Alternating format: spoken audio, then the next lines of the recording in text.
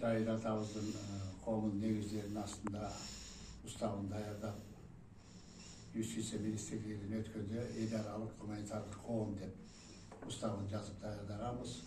Ұстауын англис тіліне қотырып, ООН-дың конторасына да, бір ООН-дың конторасына да алып бердік. Уағында атамыздың даңқы дүниеге тарап, Қырғыз еліне тарап, мындан дағы жақсы Қырғыз елінен шығармашыл адамдар, суреткерлер суретін тартар, кинолар киноға тартар, китепчилер китепке тартар, музыканттар музыкаларын, спектакльдарын шығарар.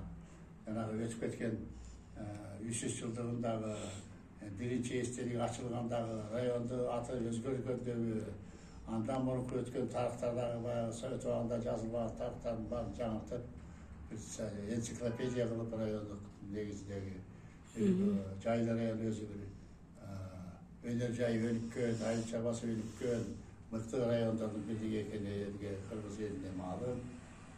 Жері де көп, ели де көп, шағырлық өнер жайы да көп.